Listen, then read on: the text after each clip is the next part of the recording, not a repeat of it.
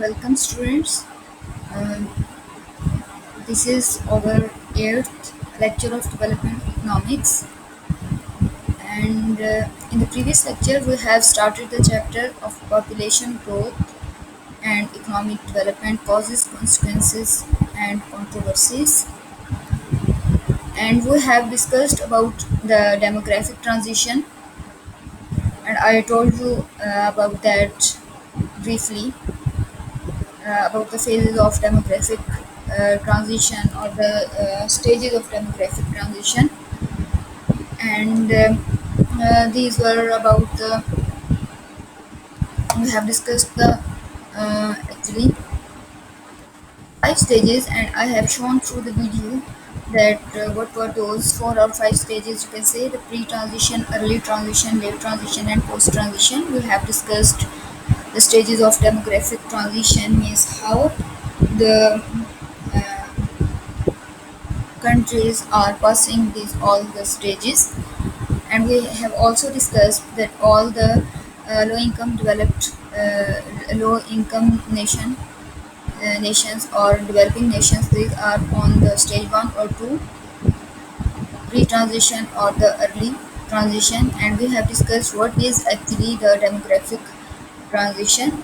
It was started from the stage of high birth rate and low death rates to a stable low growth stage in which both birth and death rates are low. So this is actually from this the first stage to the fifth stage. This is called the demographic transition. Today our topic of discussion is the Malthusian and household models. Uh, Previously, I have discussed about the Malthusian theory of population growth rate, and according to him, that the population growth will grow geometrically, and the food items grow, or you can say that will grow with the arithmetic rate. That's why there will be the food shortage occur. So here, this was or the Malthusian theory was given by the Thomas Malthus in 19th century, and here at which population increase was bound to stop because life-sustaining resources, which increase at an arithmetic rate, would be insufficient to support human population, which would increase at a geometric rate. So according to him, the population will grow double than the other resources. Life sustaining resources means all the sustaining means income, food, etc. Whenever there will be the more population, the other difficulties will rise. And the main idea in 1798, Malthus postulated that according to him, the population will grow by the geometric rate. It means it will double every 30 to 40 years, and food supplies only expand at an arithmetic rate. And he has given the population trap theory that countries could be trapped in low per capita income and population would stabilize at a subsistence level. And according to him, the happiness of a country does not depend absolutely upon its poverty, its richness, its youth, or its age, but upon the rapidity with which it's increasing, upon the degree in which the yearly increase of food approaches to the yearly increase of an unrestricted population. If all the people are getting the food items, it means they are happy. It doesn't depend on other things, but it depends that how many people are getting the food facilities.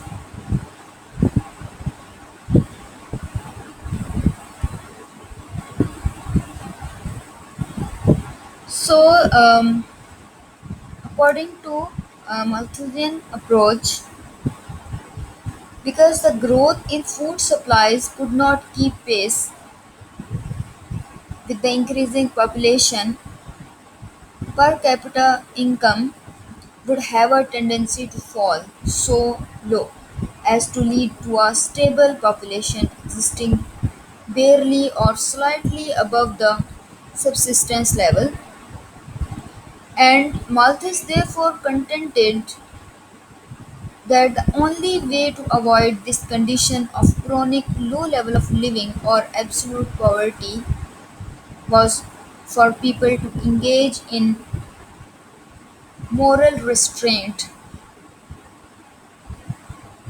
Hence, we might regard Malthus indirectly as the father of the modern birth control movement. And he told about the population trap idea, and diagrammatically we can also explain this idea of the population trap. And on the vertical axis we plot numerical percentage changes, both positive and negative, in the two principal variables under consideration. On the horizontal axis, the level of per capita income is given. You can see here this is level of per capita income is given, and it shows the basic idea. The x-axis shows the level of per capita and the y-axis shows two rate of population growth and total income growth. It is about the growth rates, about the population growth rate and total income growth rate, and here on the y-axis is given the income per capita.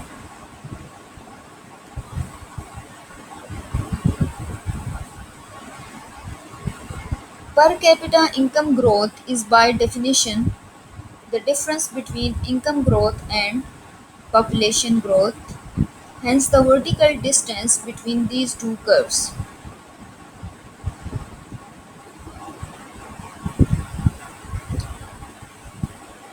Whenever the rate of income growth is less than the rate of population growth, income per capita is falling, moving to the left along the x-axis. You can say here, this is showing the total income growth, and here this is showing the population growth. Whenever the income growth is less than the population growth, per capita income will fall.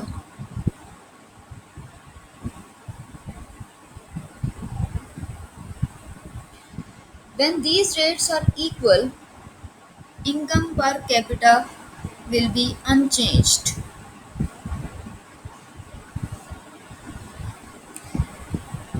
We can then explore the shapes of population growth and growth of income to understand potential implications of these relationships.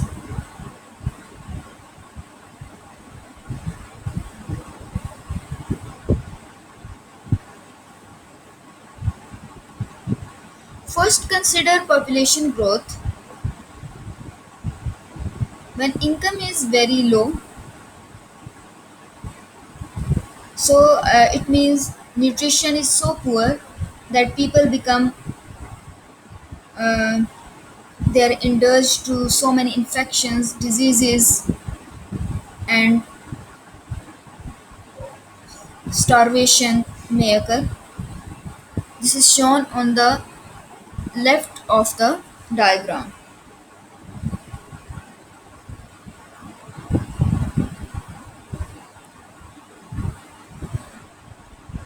So, but after the minimum level of income per capita is reached, population begins to grow. After the minimum level is reached, the population will become to grow, eventually reaching at a peak rate. And the population growth rates begins to fall until at last a fairly stable population is reached. It will go to fall.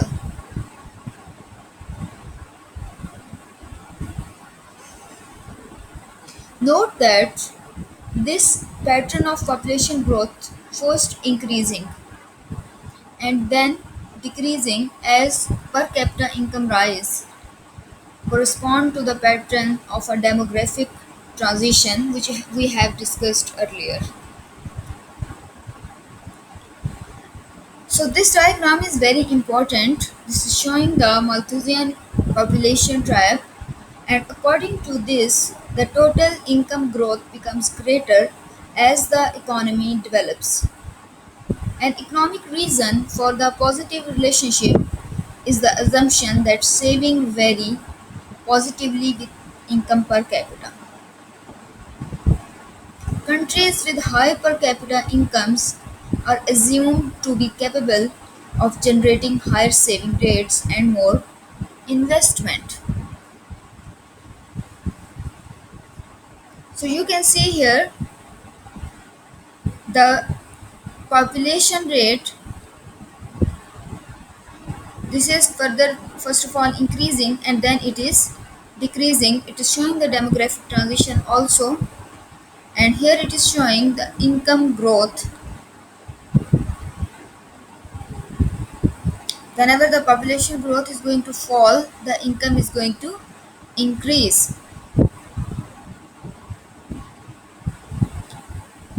In the start, when population is low, the income is also going to increase. Whenever the population is reached at a certain level, the population is growing further. As we have discussed in demographic transition, that now the birth rates are getting lower, but the health facilities are good, so mortality will be also lower. So the income growth is also low here because population growth is higher. After that, reaching to some particular point, the population growth is low because the low death rate and low birth rate.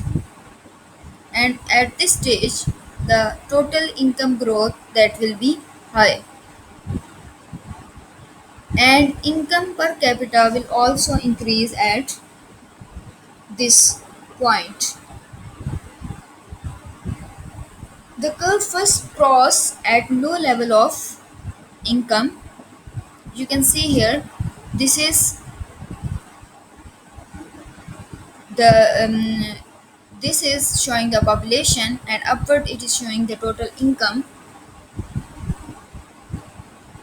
The curves first cross at low level of income, and here it is showing with S point.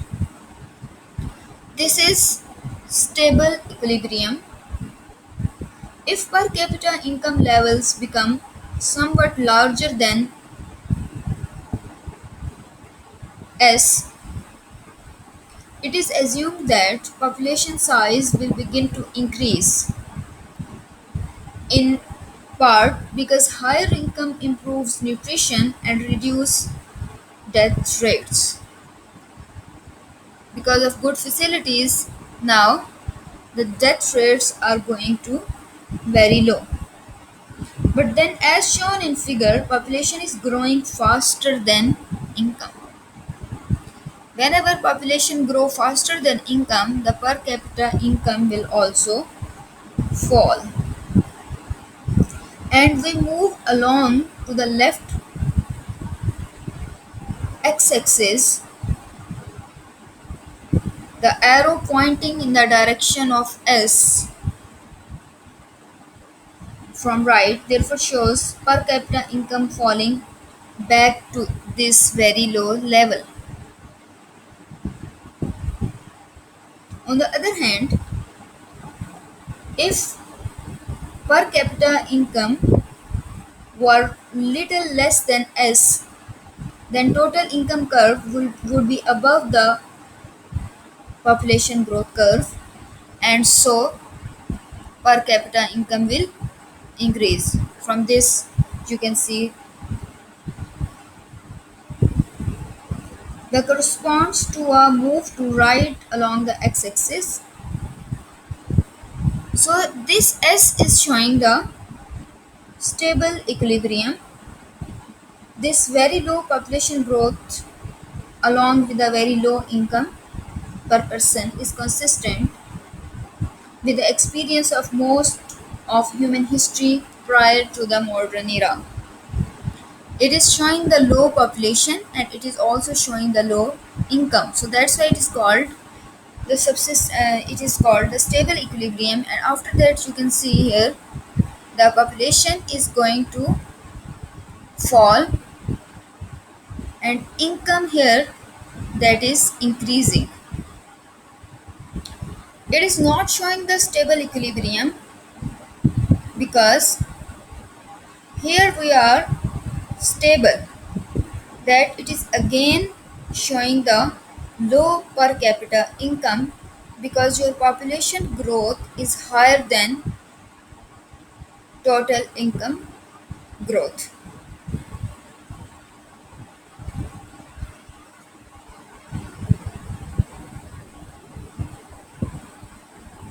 According to modern day new Malthusians, poor nations will never be able to rise much above their subsistence levels of per capita income unless they initiate preventive checks on their population growth. In the absence of such preventive checks, Malthusian positive checks on population growth will provide the restraining force, means it will reduce the population growth. However, if per capita income growth can somehow reach a threshold level, this is called threshold level at T point. From that point, population growth is less than total income growth, and thus per capita income grows continuously at a rate such as 2% per year.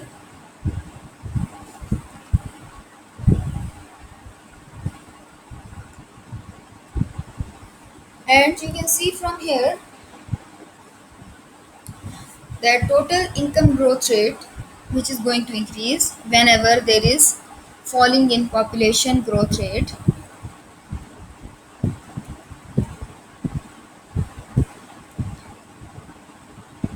Countries or region in such a population trap can also escape it by achieving technological progress that shifts the income growth rate curve up at any level of per capita income.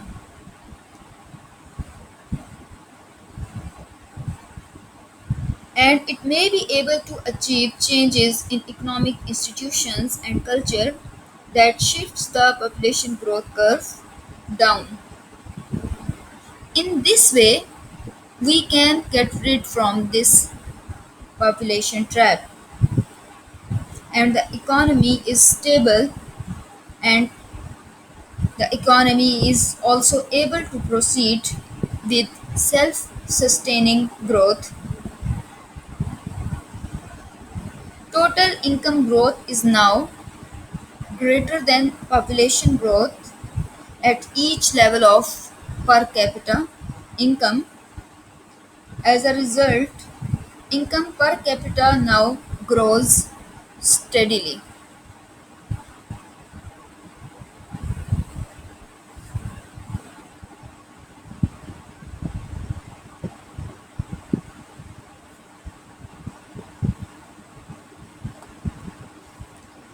There are some key points about this theory that food is necessary to the life of man and therefore exercises a strong check on population. In other words, population is necessarily limited by the means of subsistence. Population increase faster than food production, whereas population increases in geometric progression. Food production increase in arithmetic progression. It means population increases more than the food,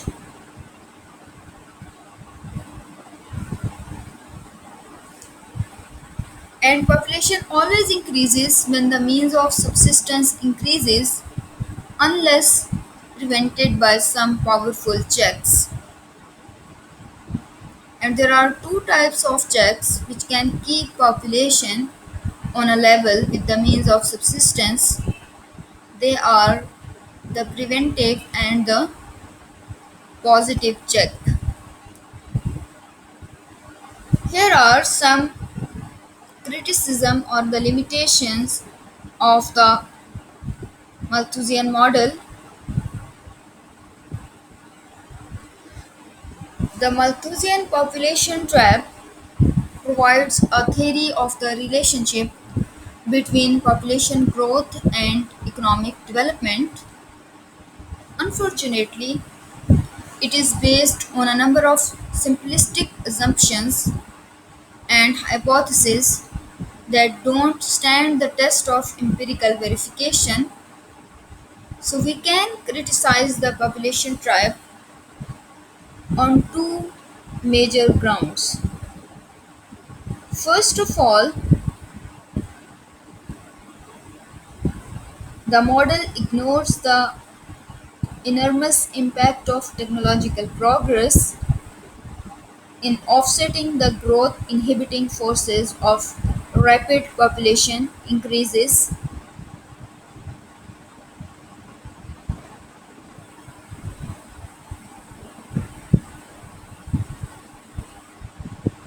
Increasing rather than decreasing returns to scale have been a distinguishing feature of the modern growth era. And while Malthus was basically correct in assuming a limited supply of land, he did not, and in fairness could not, at that time, anticipate the manner in which technological progress could augment the availability of land by raising its quality, even though its quantity might remain roughly the same. So here the limitations of the Malthusian, first of all, he is not taking into account the technological progress, and second is they are based on hypotheses about a macro relationship between population growth and level of per capita income. It is not tested. In terms of population trap, rapid and increasing technological progress can be represented by an upward shift of the income growth so that all levels of per capita income it is vertically than the population growth curve, and all countries therefore have the potential of escaping the Malthusian population trap.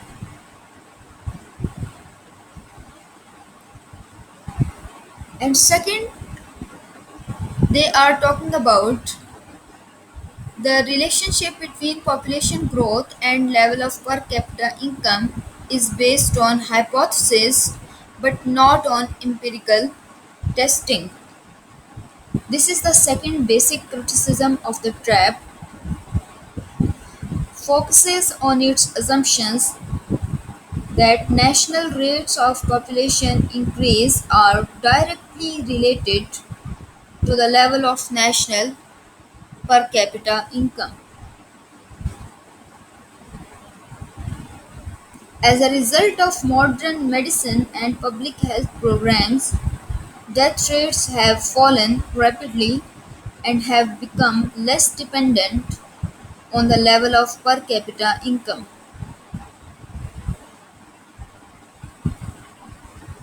Moreover, birth rate seems to show no rigid relationship with per capita income level,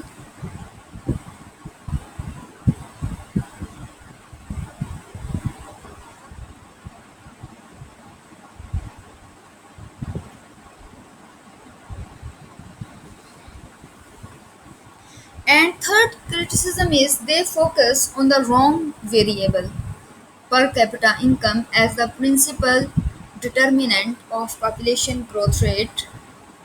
A much better and more valid approach to the question of population and development centers on the microeconomics of family size decision making, in which individual and not aggregate level of living become the principal determinant of a family's decision to have more or fewer children.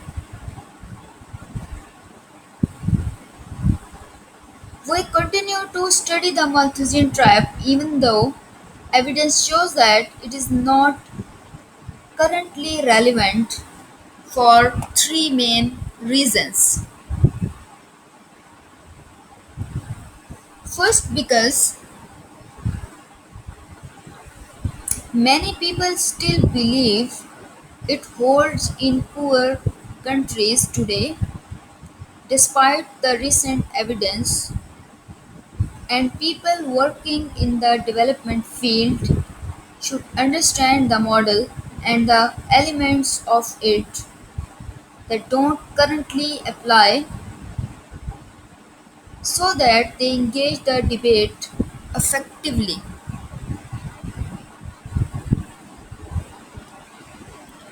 So, here we have discussed there have been three main criticisms of Malthusian theory.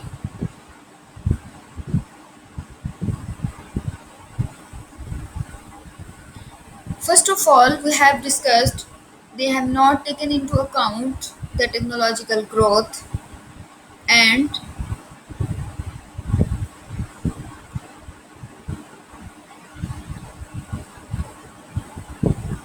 they have not discussed about the empirical implications or theories.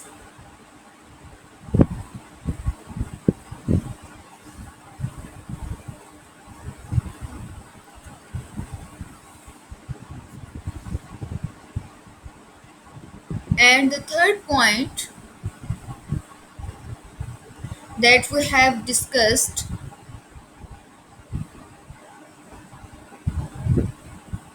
that they have chosen a wrong variable, per capita income, as the principal determinant of the population growth rate,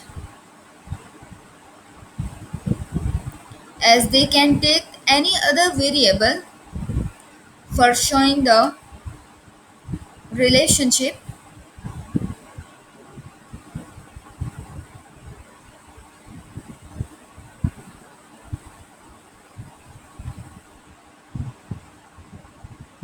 You can see here the Malthusian trap theory.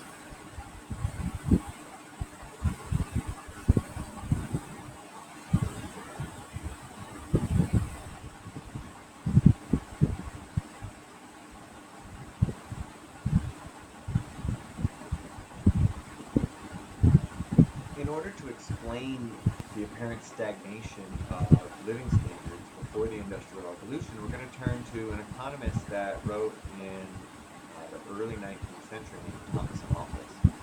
And Malthus's model was basically the idea that living standards unfortunately can't increase in the long run. And the reason for that is that if living standards do increase in the short run, either because there's a good harvest or because there's a new technology, then population expands. And because of the law of diminishing average product of labor, because those additional workers will not be able to produce as much as the earlier workers, then their income will fall. The average product of labor will fall back to where it was before. And living standards will be forced down to the subsistence level, just meaning people get as much as they need to live, but not much more. And therefore, population and what we now call GDP per capita will stay constant. And this was a powerful idea, a powerful model, and it really does seem to describe the world before the Industrial Revolution. But interestingly, of course, the Industrial Revolution was happening right as Malthus was writing, so that while he was correct for the previous 2,000 years of human existence, and even before then, he was wrong for the next 200 years. And it's a reason why people like Adam Smith are better known than Thomas Malthus. So what happens if we get an improvement in technology? Basically, he says, all right, well, we have an improvement in technology. It's, even though, think of the Middle Ages, we have the Dark Ages, there were improvements in technology that happened. Then what happens is that average output per farmer rises, farmers' incomes rise. That means there's more food, and because there's more food, the population rises. And I think one of the things that's important to remember about the world before the Industrial Revolution is that infant mortality was very high. Women died in childbirth all the time. Diseases would kill people all the time. And so more food meant people were healthier, people were stronger, and so population would grow up. All right, well, if population goes up, that means there's less land per farmer or less good land per farmer.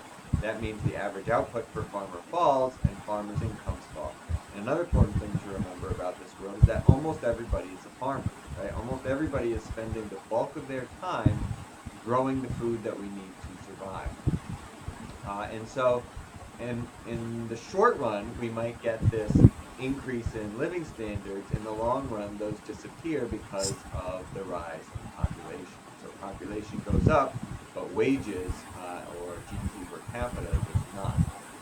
So if we think about a Malthusian economy, we can graph this with the real wage on the vertical axis here and population on the horizontal axis. We can see that if the wage is high, population is low, but then we're going to get pushed back to a low wage and a medium population.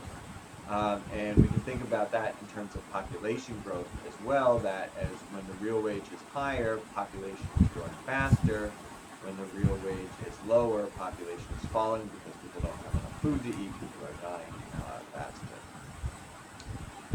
And so what we're going to see when we look at some of this data is that A is sort of an equilibrium, right, whereas B is an outlier. So if we're at A and we get pushed up to B because of the new technology, then population rises and the real wage is going to fall back to subsistence level.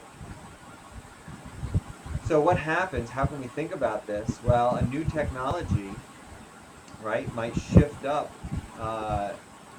the curve and lead to a higher wage at that population. But that means that the population is rising, right, because we have a higher wage, which means that we get pushed back down along the wage curve, and we end up with a permanently higher population, but a lower wage, right? And so really the question is the increase in productivity something that is temporary, right? We just had a good harvest because of good weather. Maybe we had 3 or 4 or 5 years of good weather in a row, and so population went up. But then we have 5 years of bad weather, and population goes back down. Or did it increase because of a new technology, in which case it would be permanent, in which case we'd have a permanently higher population, but the wage is going to fall back to subsistence anyway. And so we can see this, Britain is one of the places where we have pretty good data going back all the way to the 13th century. And we can see that after the Black Death in the 1340s, Population fell, right? Average real wage went up, which makes sense because the Black Death didn't do anything to the land or to capital, right? So now these workers were more productive. Their wage went up, and their wage went up by a lot, right? So look at the difference between the 1350s and the 1490s. This is a real wage index, meaning we're comparing it to 1860, which is equal to 100. In the 1350s, it was only about 60% of the wage in 1860, but by the 1490s, it was over 90% of the 1860 wage. But then, right, so now we're at a high point of real wage and low population, but now population starts to recover, right? The bubonic plague is controlled, the bubonic plague leaves, and we move back down the curve. So in the 16th century, moving back down, and by the 1600s, right, we're not any better off than we were in the 1340s before the bubonic plague. We have the same number of people back again, and the wage is exactly the same. So it really looked like we were in this Malthusian trap, and there was no way to escape it. And so we can see, what happened here in this time frame, between 1300 and 1600. We had this horrendous event of the Black Death, which wiped out a huge amount of the population all over Europe after coming from China, where it did a very similar thing. That meant that there was more and better land per farmer. It also meant that peasants were more powerful. There was something called the Peasants' Revolt in 1381 that gave them some more rights, gave them some higher wages.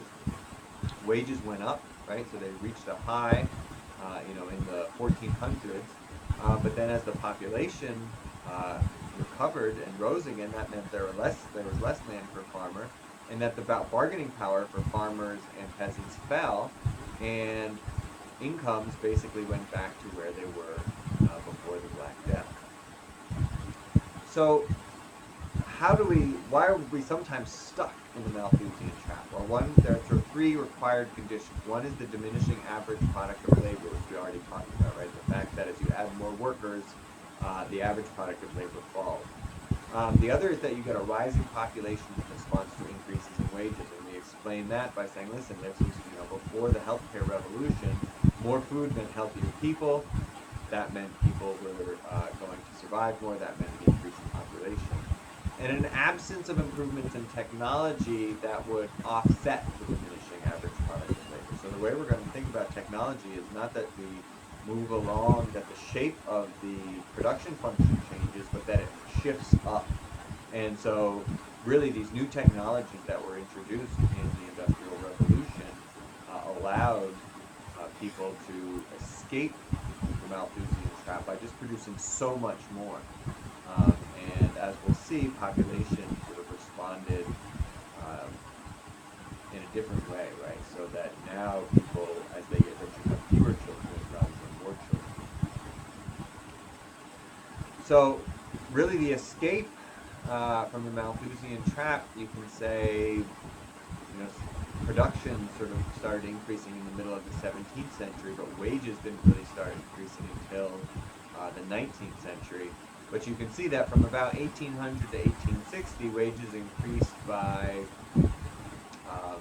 40 to 50%, going from 72% of what they were in 1860 to 100%, obviously, by 1860. So another interesting question is, all right, well, if production increased starting in around 1650, why didn't wages increase until around 1800, right? And they didn't really start increasing quickly until 1830, 1840. And this is where institutions really become important. And so as productivity increases, workers are producing more and more, right? So we start moving from farms to factories. Farms are producing more, factories are producing more. And now that means that workers are able to demand more, their bargaining power increases, they're able to pass some laws such as no child labor under 9 years. Eventually, we get rid of child labor, limit the amount of time they can work. We get voting rights for all men, then we get voting rights for all people, and that allows people to capture more of what they are producing, right, which hadn't been happening in the previous 200 years.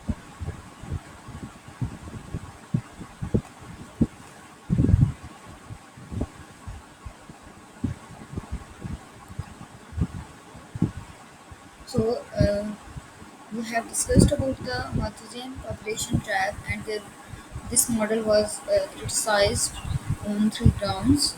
We have discussed these points that, first of all, technological progress has been not defined in the Malthusian theory, because whenever there will be the more technological progress, it will um, or the it will reduce the diminishing average product of the labor. And they have discussed about the macro approach, but it is about the short run or micro approach theory, because this is about the firm's decision or the individuals, not on the whole economy.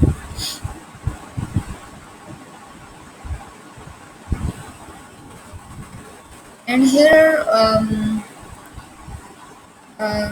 in the next lecture, we will discuss the other points, that what are the reasons of higher population in the developing nations, and whether